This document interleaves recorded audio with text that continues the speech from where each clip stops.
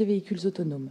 Vous avez la parole pour une introduction liminaire d'une quinzaine de minutes, puis nous prendrons les questions par série de 4, questions limitées à 2 minutes, si vous le voulez bien. Merci Madame la Vice-Présidente de la Commission des Affaires économiques. Mesdames et Messieurs les députés, je veux d'abord vous remercier pour cette invitation. C'est toujours un moment privilégié d'échange et je peux vous assurer que bon nombre de vos questions suscitent de notre part des réflexions complémentaires par rapport à ce que nous faisons déjà normalement. Ma dernière intervention ici date de mai 2016. Peu de temps après la présentation de notre plan stratégique Push to Pass. Je rappelle que ce plan de croissance rentable porte sur la période 2016-2021. C'est un plan de 6 ans et que nous ferons le bilan de la première moitié de ce plan en février 2019, puisque nous aurons à ce moment-là du recul par rapport aux résultats de 2016, 2017 et 2018. C'est un plan qui se déroule de manière fort satisfaisante. Je crois que nous pouvons dire que nous sommes en avance par rapport aux objectifs que nous nous sommes fixés. Et vous savez que le plan Push to Pass de croissance rentable fait suite à notre plan de redressement Back in the Race, qui nous a permis au cours des 4 dernières années de générer 4 années de croissance, 4 années d'amélioration de notre rentabilité et 4 années d'accumulation de free cash flow positif. Ceci nous a permis en 2017 de nous porter acquéreur d'un de nos concurrents, le Opel Vauxhall, qui pèse en Europe pas moins de 6% de part de marché. Et grâce à cette acquisition, nous avons pu renforcer notre position de numéro 2 sur le marché européen avec près de 17% de part de marché. Vous savez que le numéro 1, c'est le groupe Volkswagen, qui est aux alentours de 23%. Donc, cette mise en œuvre du plan Push to Pass, elle s'inscrit finalement dans une vision qui est de utiliser toutes les ressources et tout le talent de nos équipes. Ceci se voit au travers de nos résultats.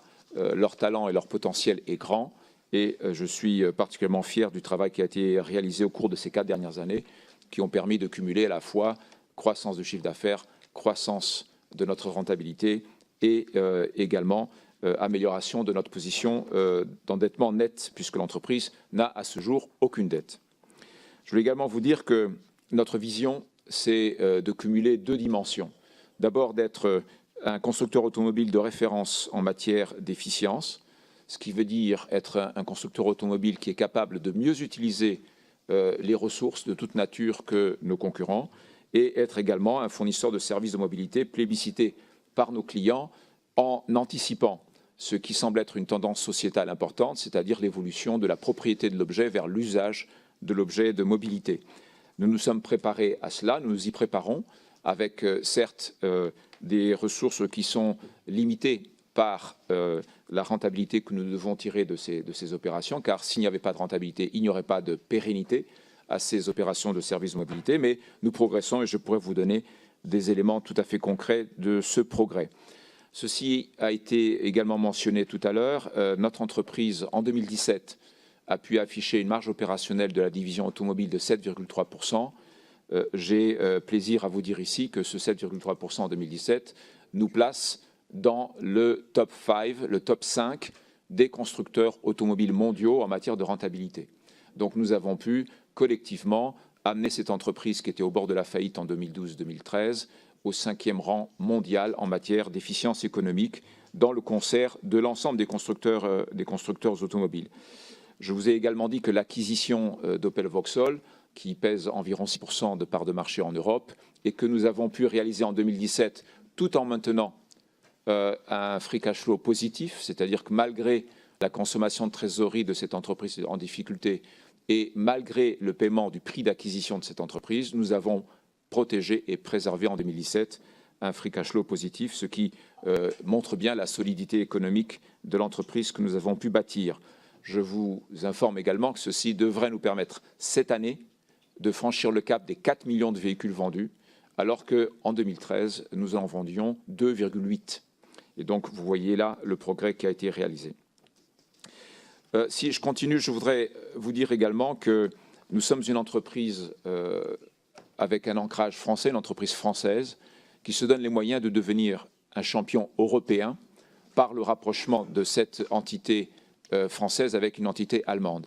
Ceci nous positionne évidemment idéalement pour l'avenir, puisque avec la France et l'Allemagne, nous avons à la fois les deux systèmes éducatifs scientifiques les plus puissants d'Europe, nous avons les deux marchés automobiles les plus gros d'Europe, et nous avons également les deux industries automobiles les plus puissantes d'Europe. Donc, en rapprochant cette entité française de cette entité allemande, nous nous donnons les moyens de devenir un champion européen qui a une fondation scientifique et industrielle particulièrement puissante, ce qui veut dire qu'en devenant un champion européen, plus que jamais, l'éclairage doit être mis sur notre compétitivité par rapport au reste du monde, par rapport à l'Amérique du Nord et par rapport à l'Asie.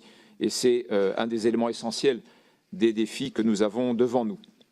Donc nous sommes un fleuron de l'économie française, nous sommes fiers de l'être et nous avons l'intention de le rester avec un ancrage historique en France.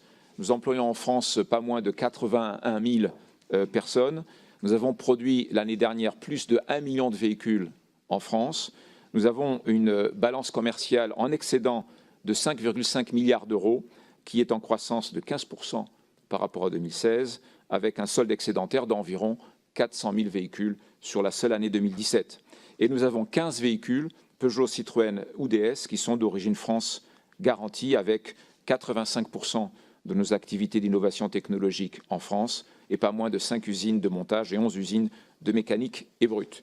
Donc voilà un ancrage en France qui ne prête pas à confusion, qui ne prête pas à interrogation. Il est fort, il le restera et c'est un des fondements de ce champion européen que nous souhaitons construire comme conséquence de notre rapprochement avec Opel Vauxhall.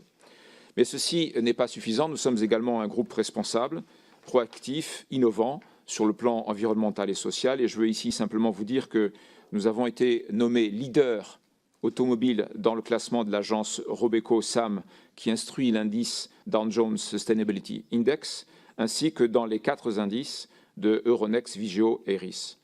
Avec nos partenaires sociaux, nous avons construit une démarche que nous avons baptisée de co-construction. De quoi s'agit-il? La co-construction consiste à partir d'un point d'accord qui est de dire que la seule chose qui protège l'entreprise et ses salariés, c'est la performance.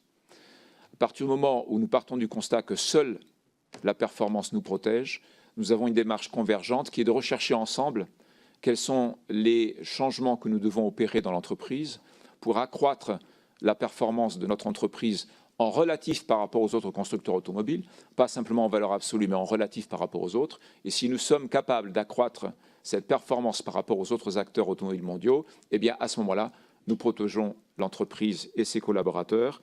C'est ça que nous appelons la démarche de co-construction. Cette démarche de co-construction avec nos partenaires sociaux est actuellement active depuis 4 ans. Et donc, depuis 4 ans, nous avons, avec 5 organisations syndicales sur 6, eh bien, le soutien de 80% de nos collaborateurs. Donc 80% de nos collaborateurs représentés par ces 5 syndicats soutiennent le plan stratégique de croissance rentable du groupe PSA. Je pense que c'est important, d'autant plus qu'évidemment, avec l'acquisition d'Opel Vauxhall, eh bien, nous découvrons ce qu'est la cogestion à l'allemande et nous voyons beaucoup de similarités, voire quelques avantages dans le domaine de la co-construction par rapport à la cogestion. Et je pourrais évidemment vous en parler si vous le souhaitez. Je voulais vous dire également que la mobilité durable est une évidence pour nous. La mobilité propre est une évidence. Nous n'avons non seulement aucune réticence, mais je veux ici vous rappeler que dès mon arrivée au groupe PSA en 2014, nous avons pris la décision de lancer immédiatement l'étude et le développement de la technologie des chaînes de traction électrique de 2e génération et la technologie de véhicules hybrides rechargeables maison, donc développée par le groupe PSA. Ces décisions-là, nous les avons prises dès mon arrivée en 2014. Et je peux vous dire que la concrétisation de cette décision prise en 2014, eh bien, vous la verrez dès l'année prochaine, puisque dès 2019, les technologies de chaînes de traction électrique de 2e génération conçues et fabriquées par le groupe PSA, ainsi que les hybrides rechargeables essence, seront évidemment proposées aux clients.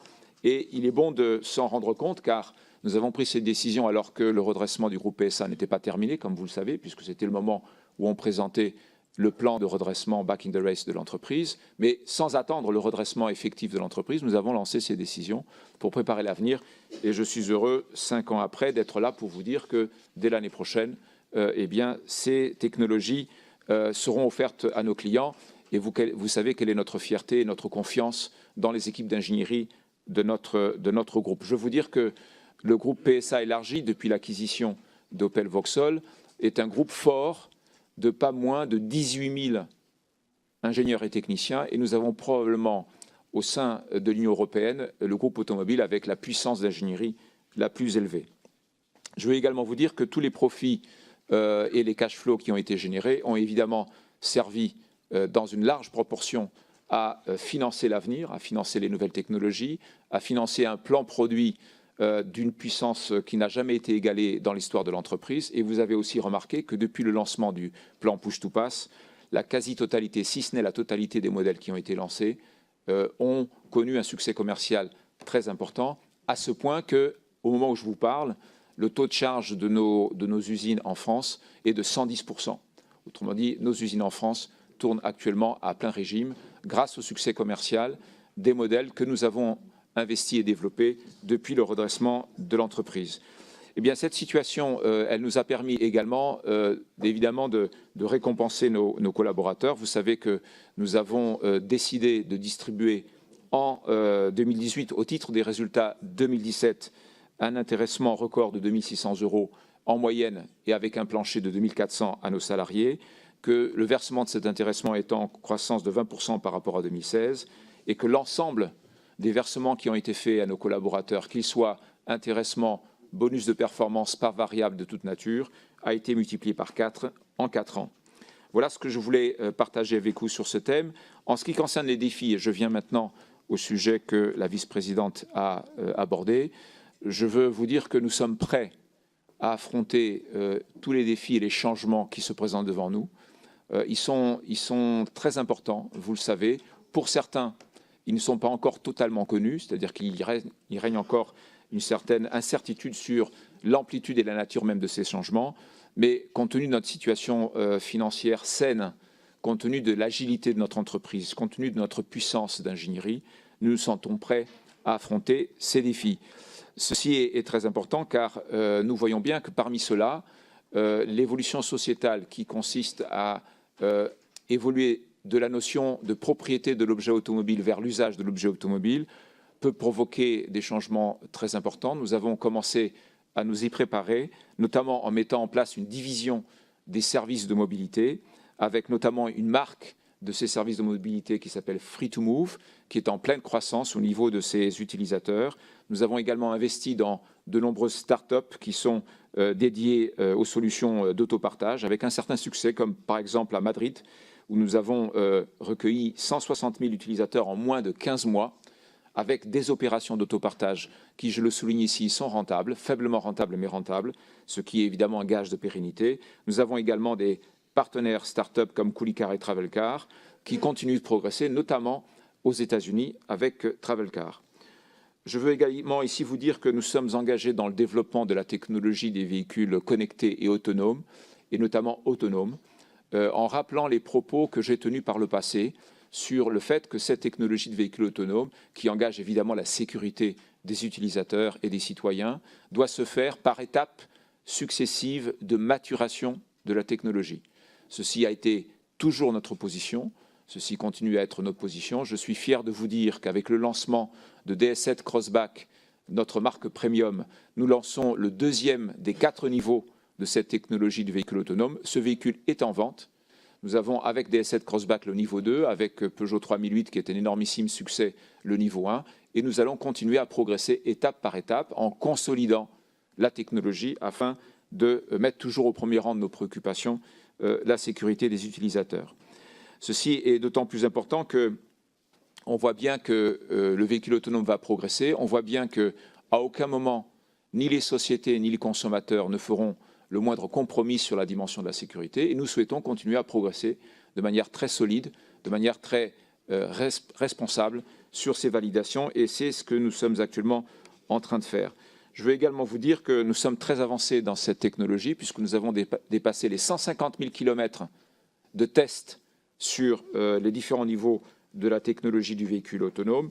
Je veux également vous dire qu'en matière de mobilité propre, nous avons maintenant un plan produit qui est assez conséquent, pour ne pas dire spectaculaire, puisque en démarrant en 2019, d'ici l'année 2025, 100% des modèles que nous proposerons à la vente sur nos 5 marques, 100% des modèles proposés à la vente sur nos 5 marques seront électrifiés. Ce qui veut dire que la totalité de nos modèles en 2025, que ce soit Peugeot, Citroën, DS, Opel ou Vauxhall, auront une version électrifiée qui sera proposée au client, à lui de choisir s'il veut la version électrifiée ou une autre version, mais ceci sera proposé d'ici 2025 et ça démarre l'année prochaine avec 50% des modèles en 2020, 80% des modèles en 2023 et 100% des modèles en 2025.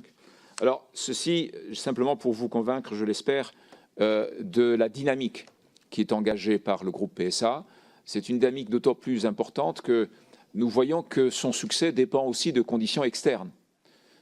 Le succès ne dépend pas que de la technologie qui va être développée par le groupe PSA, ça dépend aussi de l'écosystème dans lequel nous allons inscrire ces objets de mobilité. Je pense que nous avons besoin d'une réflexion élargie, que je qualifierais de 360 degrés, sur l'ensemble des autres composantes qui permettent à ces objets d'être correctement utilisés.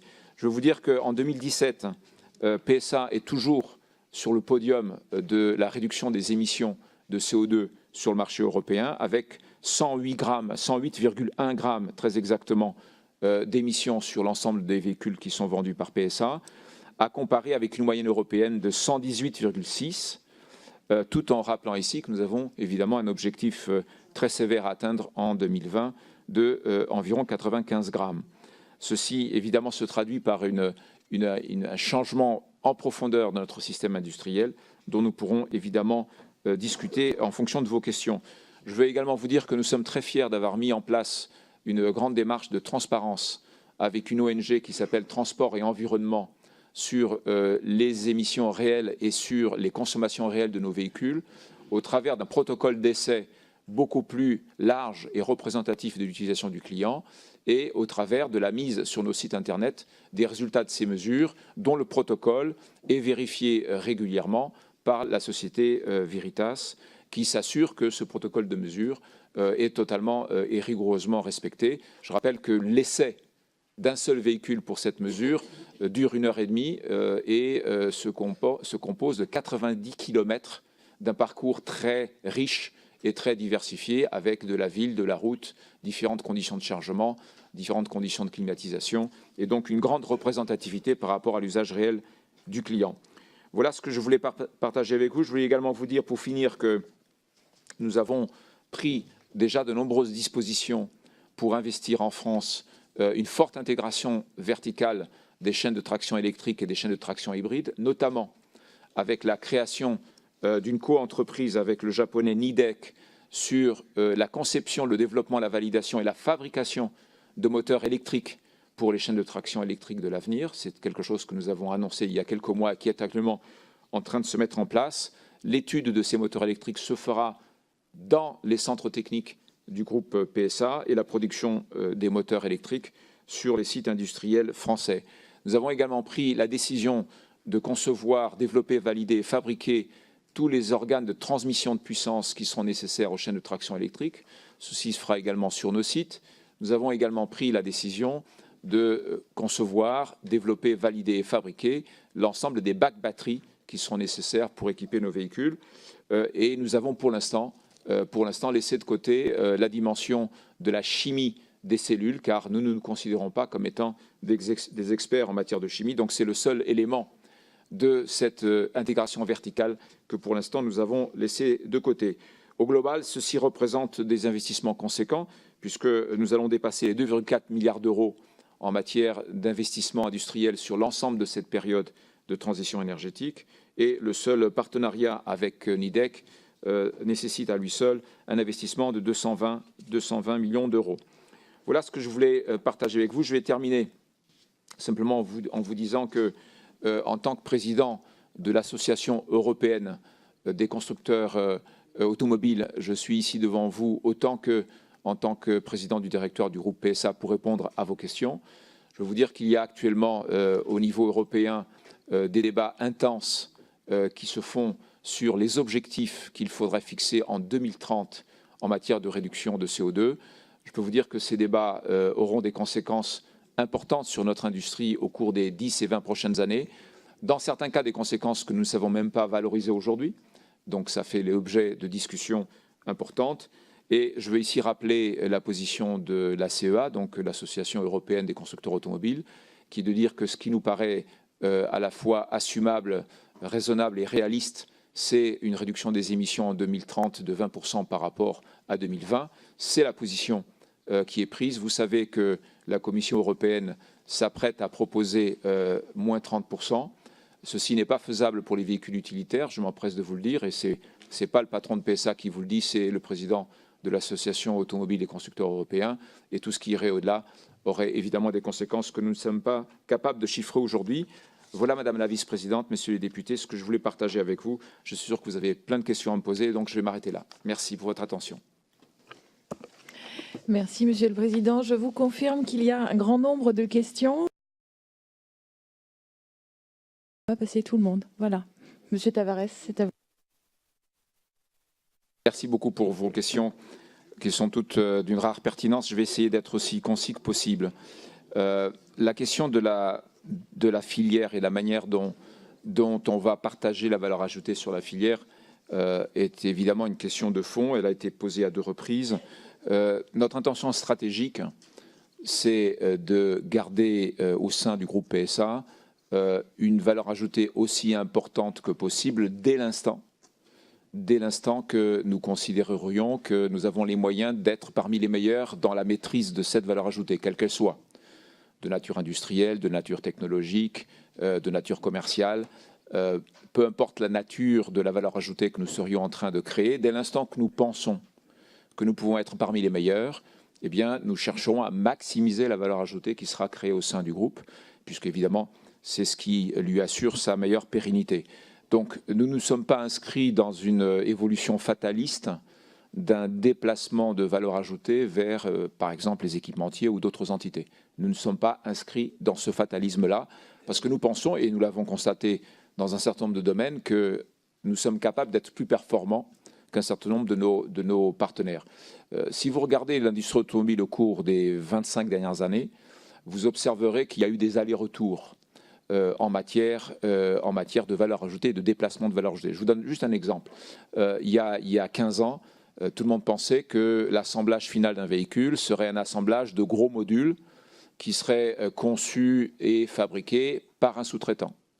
Par exemple, la face avant du véhicule, le cockpit, etc. Et on pensait, à l'époque, l'industrie pensait qu'il y avait à avoir un déplacement de cette valeur ajoutée vers les fournisseurs et que le constructeur, lui, se contenterait d'assembler les gros modules in fine sur ses chaînes principales.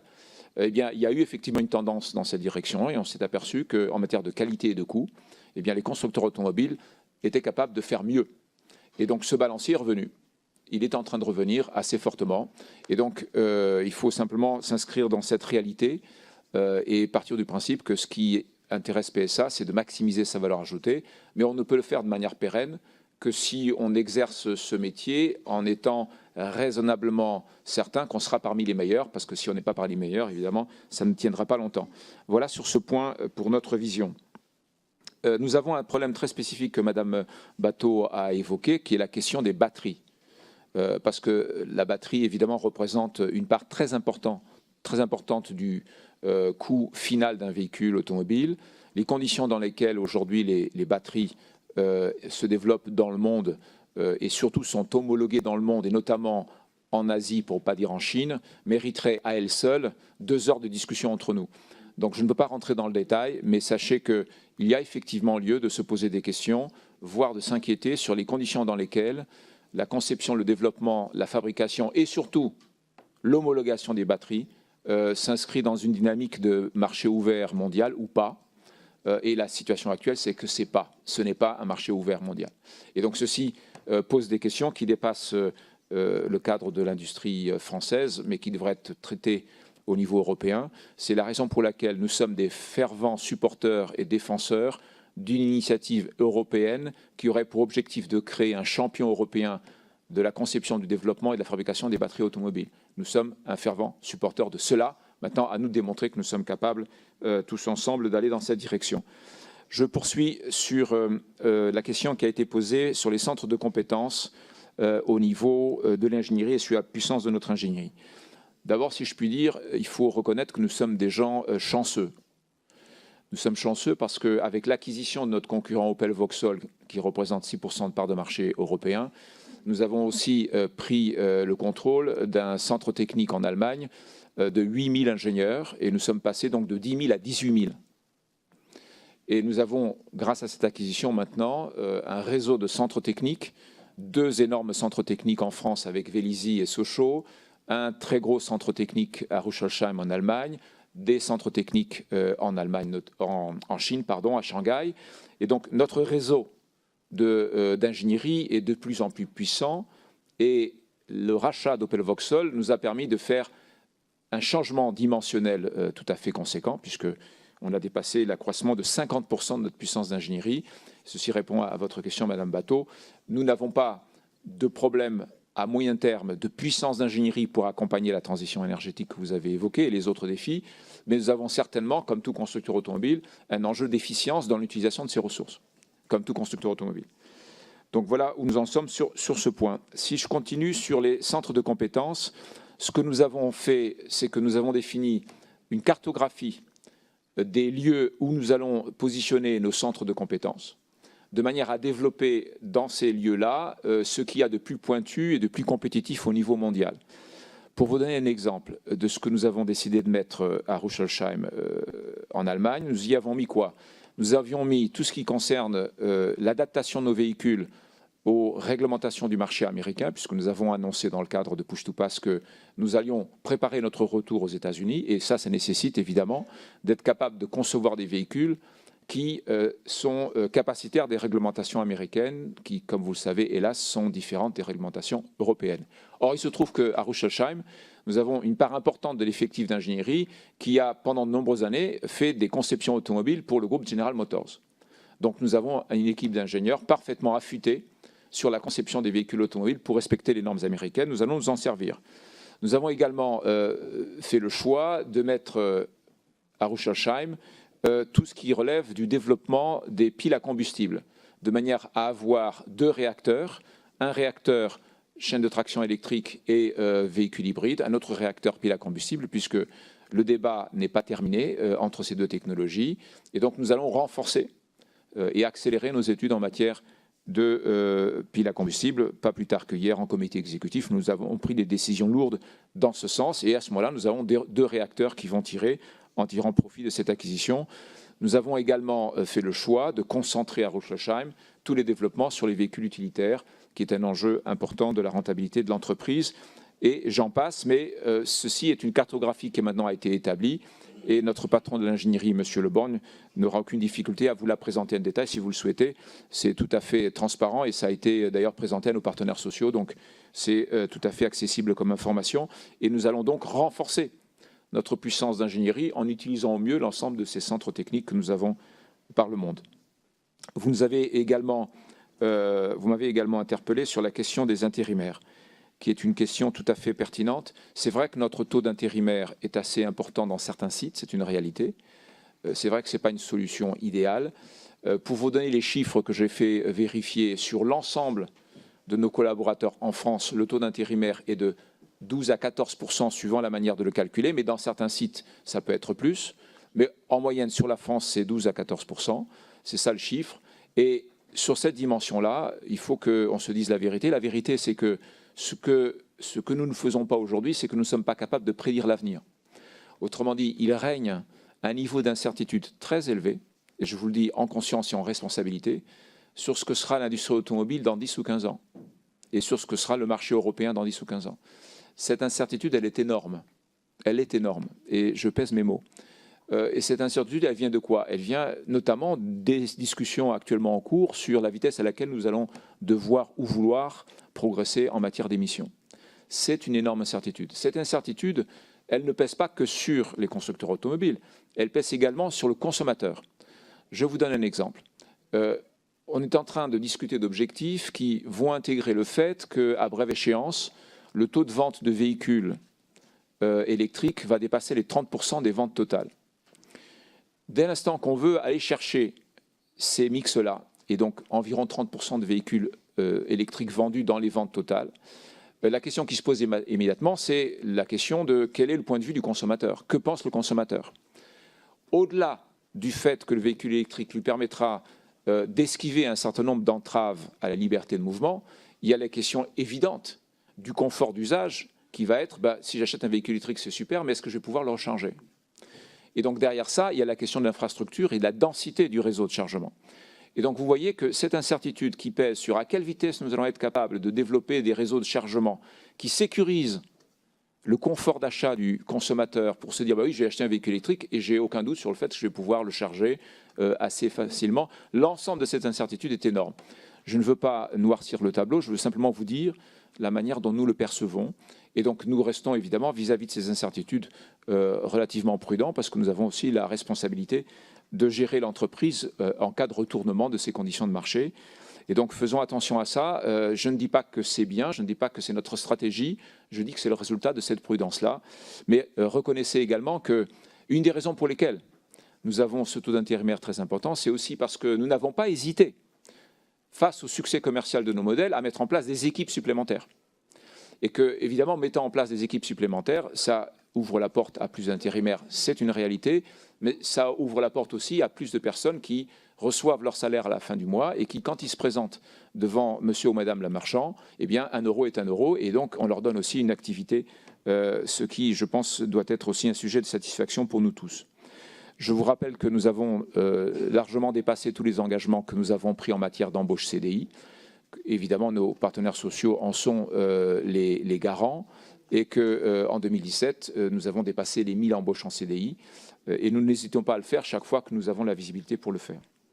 Je continue sur la question fort pertinente qui m'a été posée sur finalement pourquoi sommes-nous en retard sur le véhicule électrique. C'est certes une vision un peu cynique de la situation, mais elle n'est pas dénuée de réalité. Eh bien, la raison est très simple, c'est qu'au moment où il fallait investir, on était en quasi-faillite. C'est aussi simple que ça. Il aurait fallu investir dans une période qui était pas plus tard que dans la période 2010-2013, et c'était exactement la période où nous étions en quasi-faillite. Donc la raison, elle est là, et nous travaillons d'arrache-pied pour rattraper ce retard. Je pense que nous l'aurons rattrapé aux alentours de l'année 2020-2021. Et je vous rappelle que dès l'année prochaine, nous lançons nos technologies de véhicules électriques dès 2019 et que, comme je vous l'ai souligné, en 2025, nous serons à 100% de véhicules électrifiés. Donc la raison, elle est là. Et nous avons aussi fait un choix différent de celui de nos concurrents. C'est que nous n'allons pas faire de véhicules de modèles électriques dédiés. Nous allons garder les modèles tels que nous les avons aujourd'hui, donc une Peugeot 208, une 2008, une 3008, une 5008, une 508. Et pour chacun de ces modèles que vous connaissez bien, le consommateur aura le choix entre une motorisation électrique, une motorisation essence, éventuellement une motorisation diesel s'il le souhaite. C'est le consommateur qui décidera. Et nous nous sommes organisés avec une stratégie plateforme multi-énergie où sur la même ligne de fabrication, nous pouvons fabriquer sur la même plateforme un véhicule électrique, un véhicule avec une motorisation essence, un véhicule avec une motorisation diesel. Nous laissons la décision au consommateur et nous nous organisons de manière flexible pour répondre à ce que le consommateur nous demandera. Vous m'avez posé aussi la question fort personnelle de la méthode Tavares. Je veux, au risque de vous décevoir, vous dire qu'il n'y a pas de méthode Tavares. Il n'y a absolument aucune méthode Tavares. Il y a simplement le fait que le pilotage d'une entreprise automobile nécessite de décoder un certain nombre de choses. Ces choses-là, elles ne se décodent pas en lisant les PowerPoint. C'est peut-être une surprise pour certains, mais ce n'est pas dans les présentations PowerPoint des comités exécutifs que l'on trouve les réponses aux questions qu'on se pose sur les décisions que nous devons prendre. Et donc, s'il y a une méthode que nous essayons de nous appliquer à nous-mêmes, c'est la rigueur, c'est la connaissance de ce qui se passe sur le terrain, c'est l'aller-retour systématique entre le terrain et les centres de décision de l'entreprise. Vous voyez que symboliquement, on a mis de côté l'appellation du siège. Nous n'avons pas de siège chez PSA, nous avons un centre de pilotage. Et ce centre de pilotage, il a pour objectif de comprendre ce qu'il faut pour bien piloter l'entreprise dans un univers que nous savons par moments un peu incertain. Donc la méthode Tavares, il n'y en a pas, c'est simplement la rigueur, c'est le travail en équipe, c'est la conviction que nous avons des êtres humains dans l'entreprise qui sont talentueux, et ils le sont. Et il n'y a aucun doute, ils le sont chez PSA comme ils le sont chez Opel Vauxhall, et il faut aller chercher ce qu'il y a de meilleur dans ces êtres humains pour les aligner tous dans la même direction, c'est-à-dire la bonne exécution d'un plan stratégique qui est compris et partagé par tous, y compris nos partenaires sociaux. C'est ce que nous essayons de faire. Nous ne sommes pas toujours couronnés de succès et nous connaîtrons des échecs parce que nous sommes des êtres humains comme les autres et donc de temps à temps, nous n'atteignons pas nos objectifs.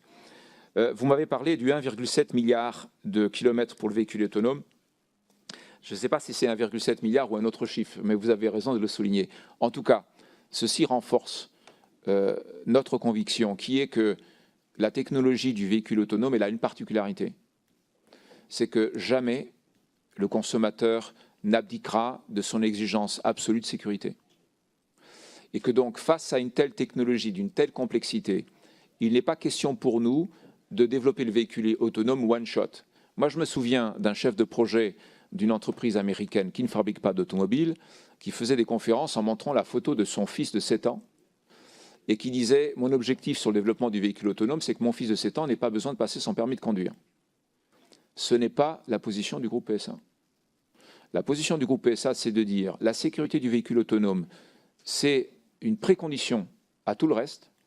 Et donc, pour que cette précondition soit assumée, il faut un développement par étape. Nous avons affiché un roadmap de 4 étapes.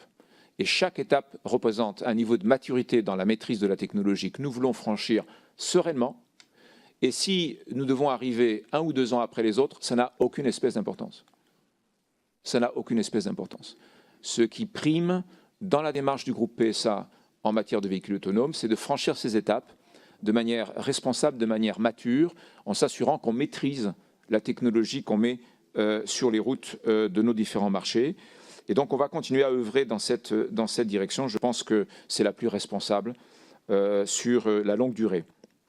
Vous m'avez également interpellé, et à juste titre, sur nos médiocres performances sur la Chine. Et vous avez raison de le faire.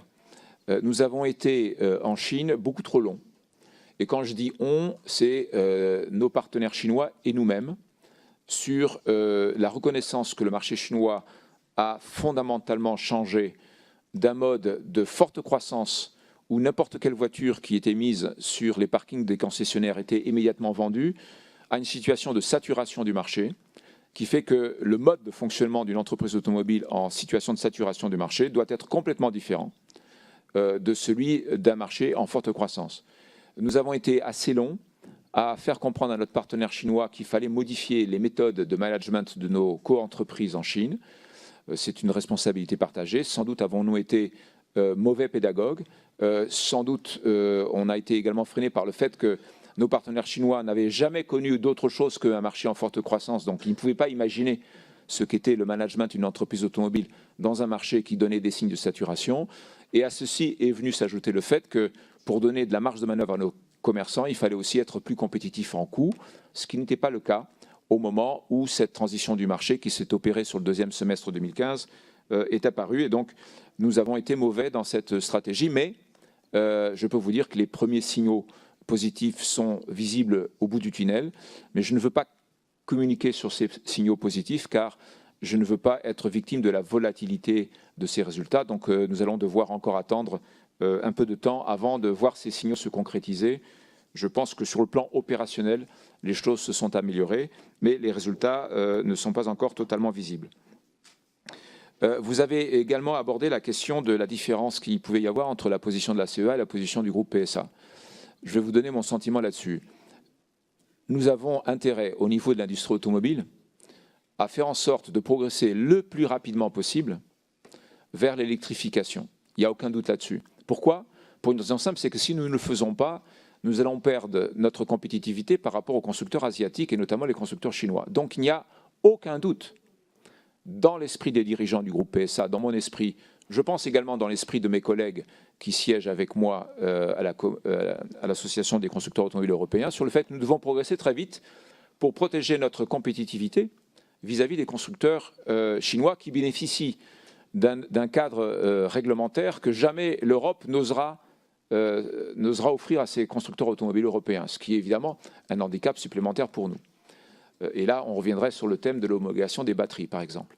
Mais si j'en reste là, je veux d'abord que vous soyez convaincus qu'il n'y a aucune réticence sur la nécessité de progresser très vite pour protéger notre compétitivité par rapport aux Asiatiques. Mais entre progresser très vite et progresser à une vitesse qui casse les entreprises automobiles européennes, il y a une différence évidemment, et c'est ce tunnel-là que nous essayons de trouver, c'est-à-dire comment progresser le plus rapidement possible sans casser les entreprises automobiles européennes, en créant des ruptures, y compris des ruptures sociales, que nous ne serions pas capables de gérer.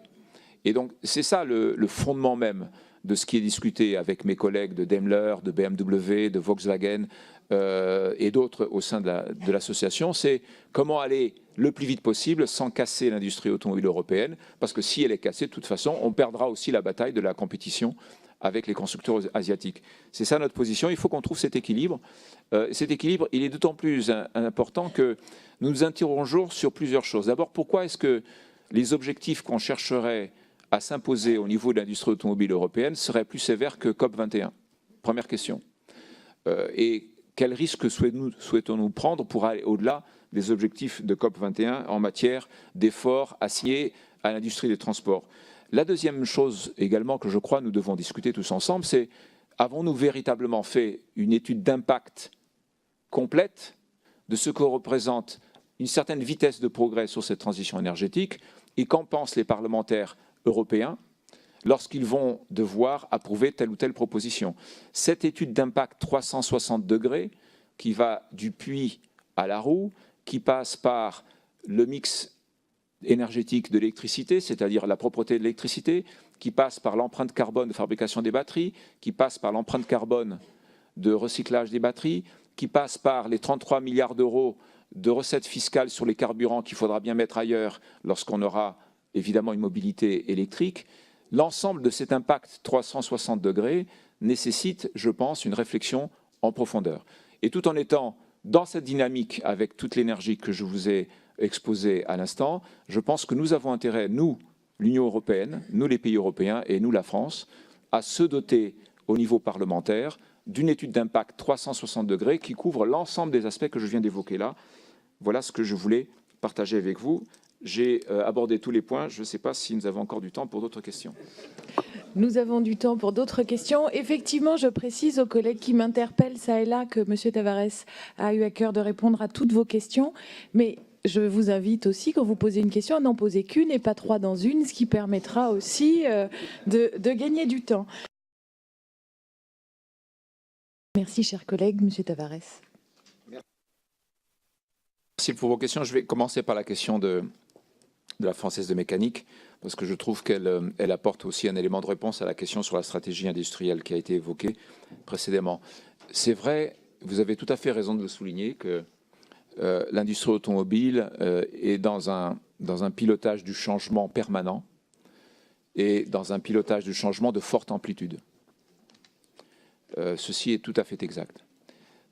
Et je dois vous confesser que je ne peux pas protéger l'entreprise d'un changement des conditions de fonctionnement qui sont les nôtres, qui sont le résultat du monde qui nous entoure.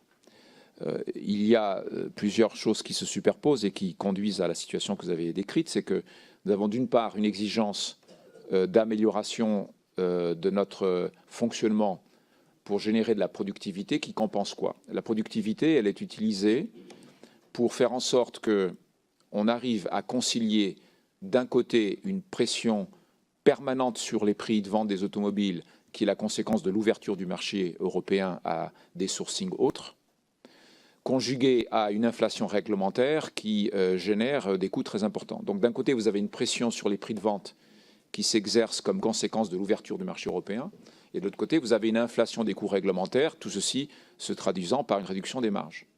Si nous restions statiques par rapport à cette situation-là, nous mettrions en péril la pérennité de l'entreprise, puisque les marges continueraient de se réduire et à un moment donné, l'entreprise n'aura plus la capacité à investir dans son propre avenir. Donc nous sommes obligés de compenser cet effet ciseau par une recherche permanente de productivité.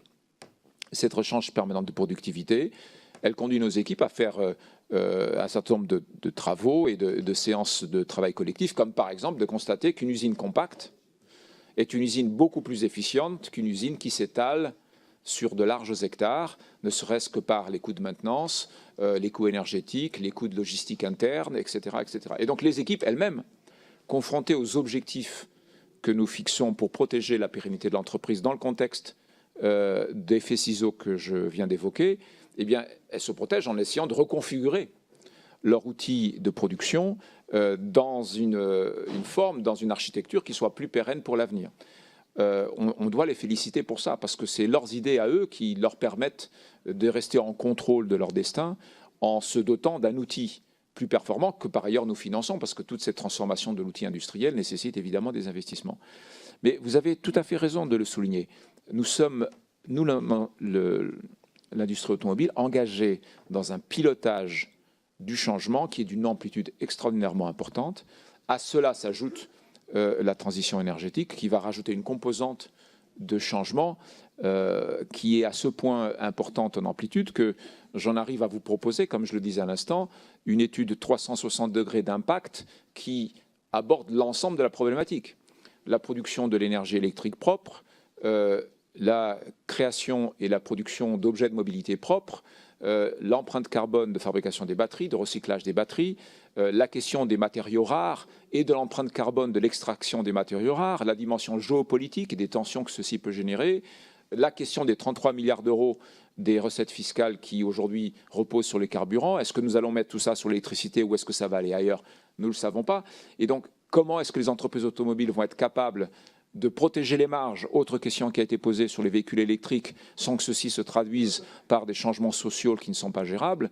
L'ensemble de cette problématique-là, me semble-t-il, modestement, n'a pas encore été posé sur la table dans une optique 360 degrés pour que, évidemment, vous soyez en mesure de décider en connaissance de cause, y compris les parlementaires européens, quand ils vont être soumis à la décision de la proposition de la Commission sur les objectifs 2030, sont-ils correctement informés de l'ensemble de cette problématique et des conséquences?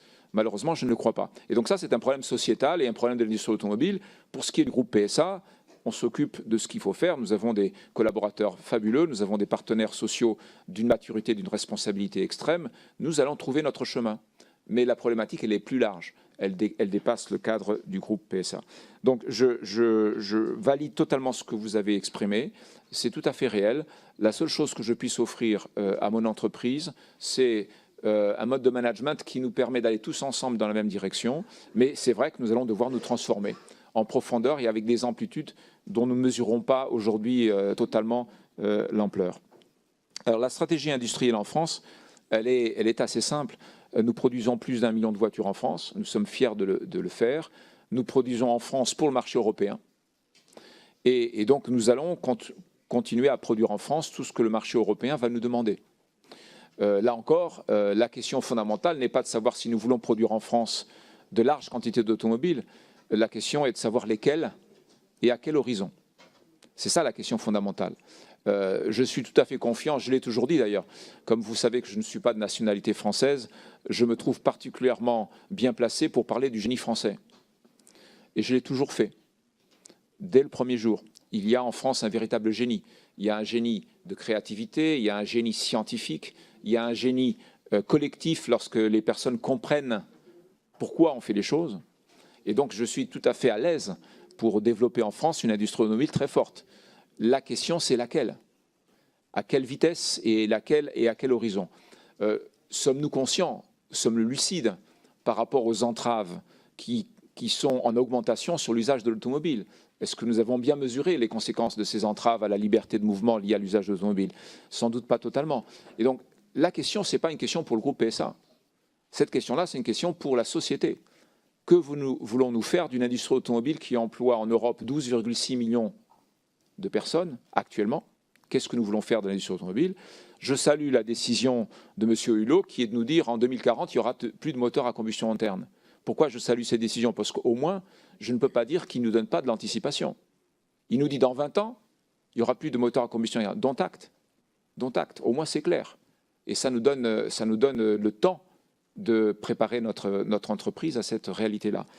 Et donc, pour ce qui est de piloter l'entreprise dans une amplitude de changement qui est très forte, je pense que vous pouvez faire confiance aux dirigeants de PSA, à ses partenaires sociaux et à ses collaborateurs.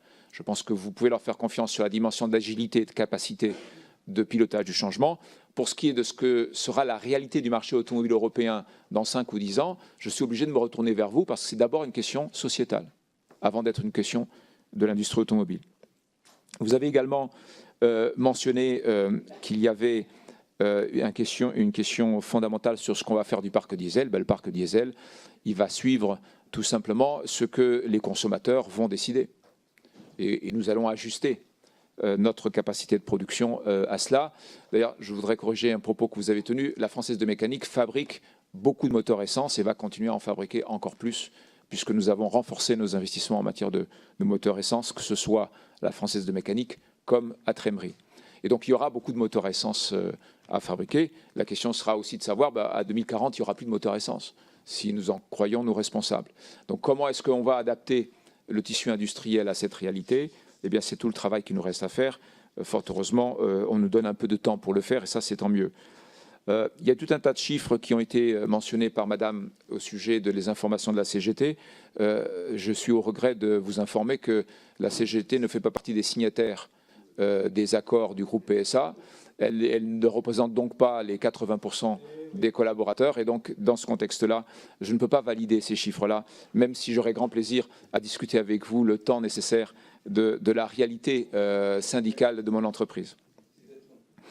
Ça prendra un peu de temps, mais ce sera passionnant, j'en suis sûr. Pour ce qui est de la rentabilité du véhicule électrique, c'est une excellentissime question.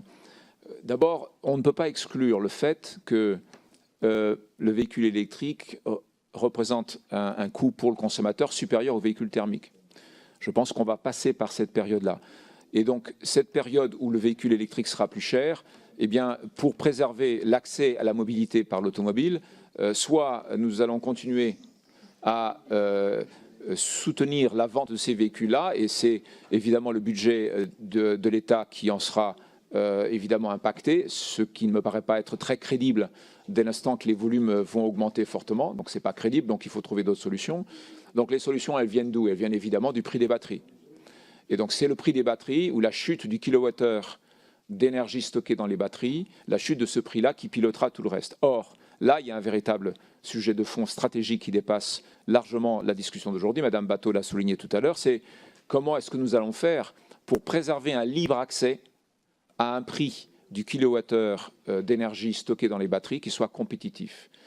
Et ça, c'est une question de fond, car nous n'avons aucun intérêt stratégique à ce que le sourcing de ces batteries soit concentré en Asie.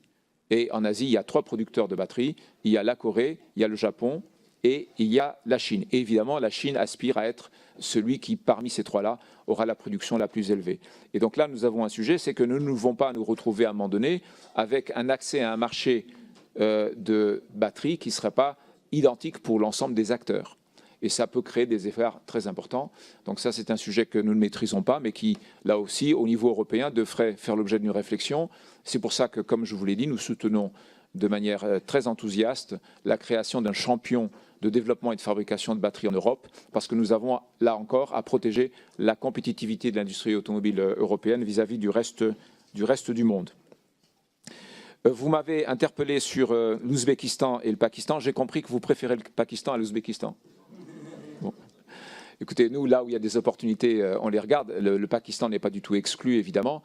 Nous savons que c'est encore un pays délicat en termes d'affaires comme en termes de sécurité. Donc, il n'est pas exclu qu'à un moment donné, on fasse un accord avec un acteur local. Ce n'est pas du tout exclu. Pour l'instant, nous avons préféré privilégier l'Asie du Sud-Est avec, je dirais, les pays qui représentent le plus fort potentiel, c'est-à-dire l'Indonésie, la Malaisie, le Vietnam et la Thaïlande. Comme vous l'avez très justement souligné, c'est un marché de 700 millions de consommateurs.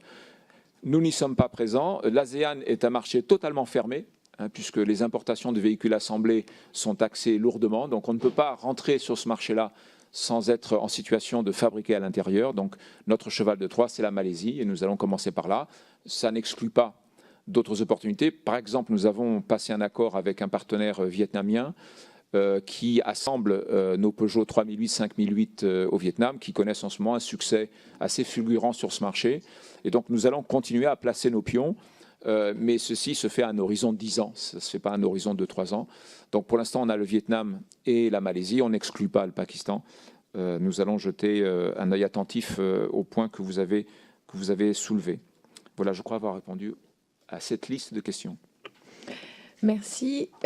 Devant le temps qui passe, je pense qu'un certain nombre de questions ne pourront pas être posées, si vous voulez bien m'en pardonner, chers collègues.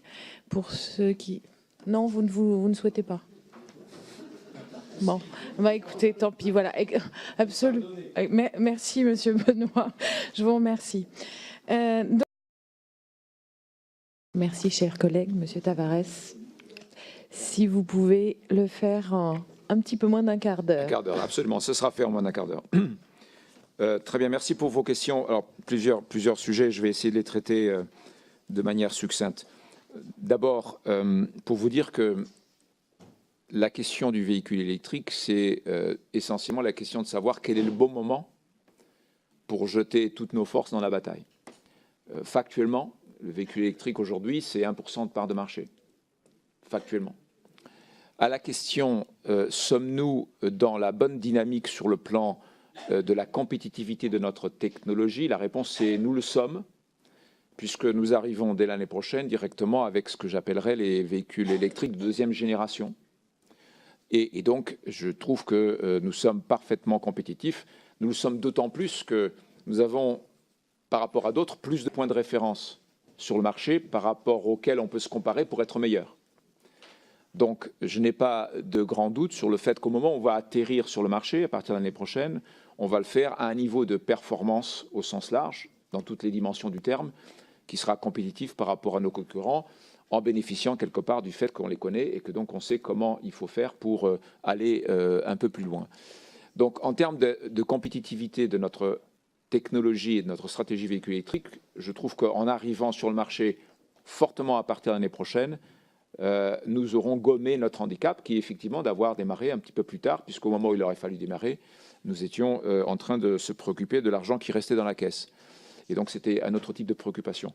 Mais le point de raccordement avec la dynamique du marché se fera l'année prochaine et à un niveau de performance qui me laisse serein. Et donc, ça, c'est un point que je veux partager avec vous, tout en reconnaissant qu'aujourd'hui, le véhicule électrique, c'est 1% de part de marché.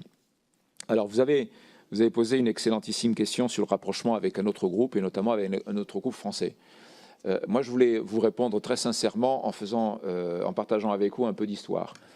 Quand j'étais devant vous ici, il y a 2 ans ou à 3 ans, je me souviens, probablement il y a 3 ans, pour parler de Back in the Race, les questions qui m'étaient posées par vous et par les experts de l'industrie automobile européenne, c'était quand même du genre, bon, bah, très bien, vous avez un plan pour redresser l'entreprise, peut-être que vous allez y arriver, peut-être pas, mais on vous souhaite quand même d'y arriver parce que ce serait grave si vous n'y arrivez pas. Mais même si vous redressez l'entreprise, juste après l'avoir redressée, le problème, c'est que vous êtes microscopique et vous allez vous faire racheter par quelqu'un d'autre. La réponse que nous avons apportée à cette interpellation, c'est que nous avons racheté notre concurrent. C'est-à-dire qu'au lieu d'être la proie, nous sommes devenus le chasseur. Et pourquoi on a pu faire ça? On a pu faire ça parce qu'on a des équipes extraordinaires qui sont toutes mises à travailler dans la même direction pour générer les 10 milliards de free cash flow que nous avons accumulés en 4 ans. Et grâce à ces résultats économiques, eh bien, on s'est porté acquéreur d'un de nos concurrents et on est passé, comme je vous l'ai dit tout à l'heure, de 2,8 millions de voitures en 2013 à très probablement plus de 4 millions en 2018. Donc ce que je veux dire, c'est que l'histoire n'est jamais écrite à l'avance. Elle n'est jamais écrite à l'avance. Nous sommes là, petit constructeur de 4 millions de voitures, deuxième du marché européen, avec des plans, avec des idées, avec des défis, avec des équipes. Nous sommes une équipe d'êtres humains, donc on peut se planter de temps en temps. Mais là-dessus, on a une volonté farouche, je dis bien farouche, de continuer à tracer notre route. Et ça, je pense que c'est tout à l'honneur de nos collaborateurs qui ont compris que, là encore, seule la performance protège. Le rapprochement avec l'autre constructeur français poserait des problèmes sociaux incroyables. Parce que nous sommes évidemment en face à face partout. Et donc, les synergies qui naîtraient d'un tel rapprochement auraient des conséquences sociales extrêmement élevées. Et donc, je ne crois pas que ce soit dans l'intérêt du pays, parce que ce qui en ressortirait serait probablement une situation fragilisée. Mais il ne faut jamais dire jamais. Et ce que je peux vous dire, c'est que le groupe PSA continuera à tracer sa route avec une vision, un plan stratégique, des équipes, un dialogue social pour essayer de faire gagner l'ensemble de l'entreprise et la France. Monsieur Barbier m'a interpellé sur le foot. Je suis au au regret de confesser que je suis totalement incompétent en matière de gestion de clubs de football. Je suis totalement incompétent. Et donc, dans un contexte comme celui-là, je suis effectivement plutôt serein sur le fait qu'il fallait confier le club de football de Sochaux-Montbéliard à quelqu'un d'autre, parce que nous, on aurait fait un très mauvais travail et on l'aurait certainement emmené à un échec. Et donc, je pense qu'il vaut mieux passer la main à quelqu'un qui probablement aura une concentration sur cette activité-là et une compréhension de cette activité-là qui n'est pas la nôtre. J'entends votre argument du tissu social et de l'intégration dans le tissu social. Je crois que l'usine de Sochaux, avec toutes les caractéristiques que vous avez décrites, n'a pas de mal à être au cœur de cette région. Et les performances qui ont été réalisées, à la fois en nombre de véhicules produits et en compétitivité, qualité et coût, ne font que renforcer cette présence dans la région. Donc je ne suis pas inquiet de savoir que le club de football a été confié à quelqu'un de plus compétent que nous. Ce n'est pas dans la mission de l'entreprise du groupe PSA que de gérer des clubs de football, effectivement. Et donc nous n'aurions pu faire qu'un très mauvais travail à sa tête.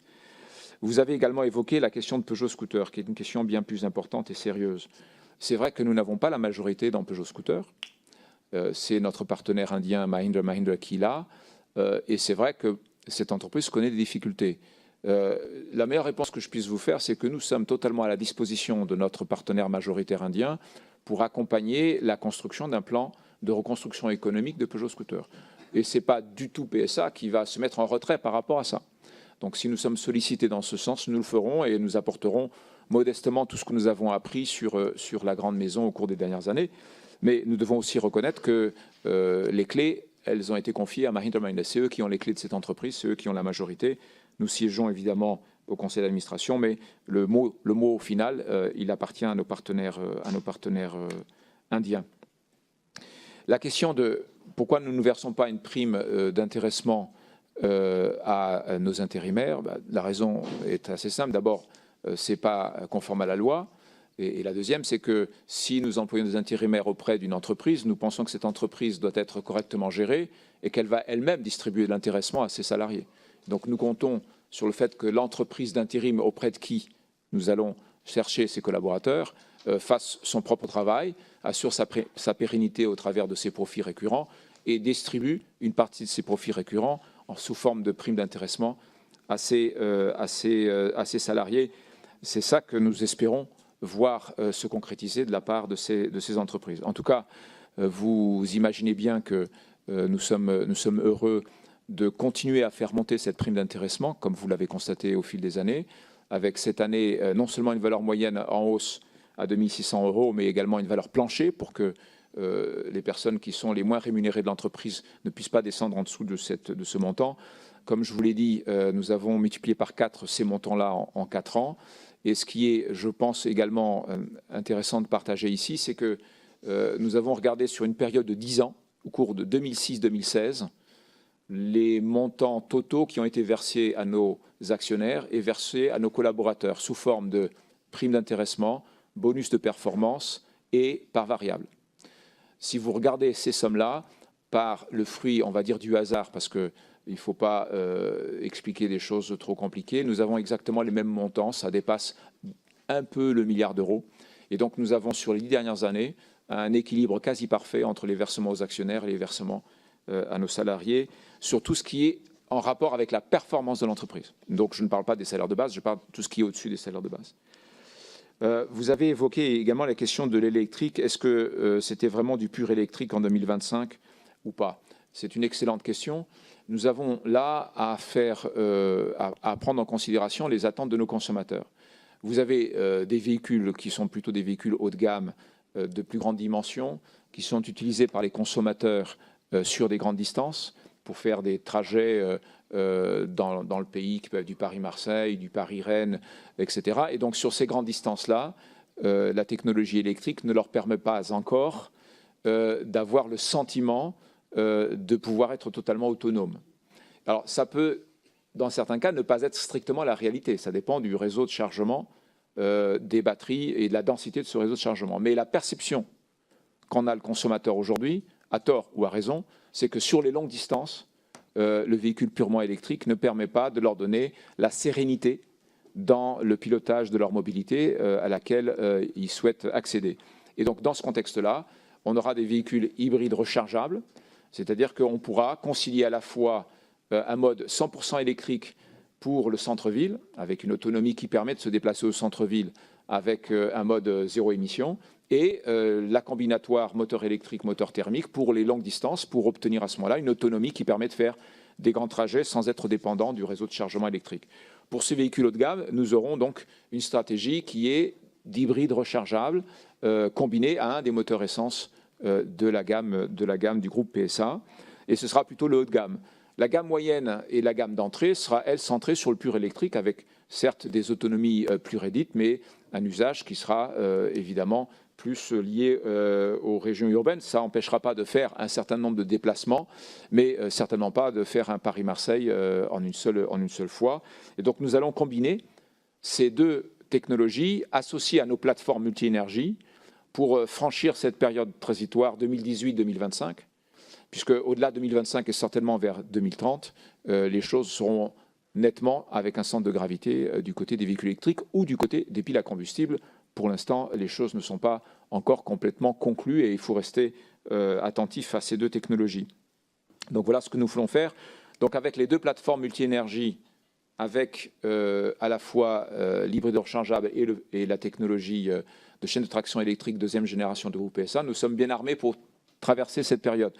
Comme vous pouvez l'imaginer, c'est une période d'une énormissime incertitude parce que personne de l'industrie automobile ne sait aujourd'hui prédire quel sera le mix énergétique des prochaines années. Et donc la seule chose que nous puissions faire au niveau de l'entreprise, c'est nous protéger en étant du côté interne à l'entreprise à un niveau de flexibilité qui nous permet de nous ajuster à la réalité de ce que vont nous demander nos consommateurs.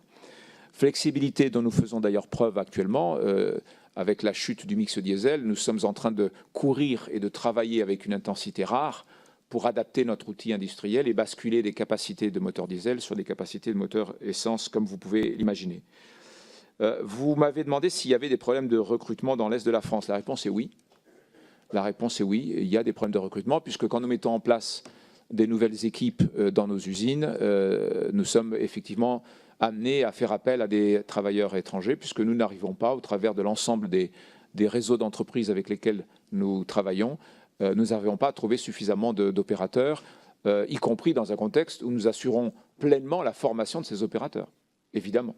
Et nous leur donnons une pleine formation à l'industrie automobile dans le cadre de ces embauches. Mais c'est vrai que nous avons rencontré des difficultés.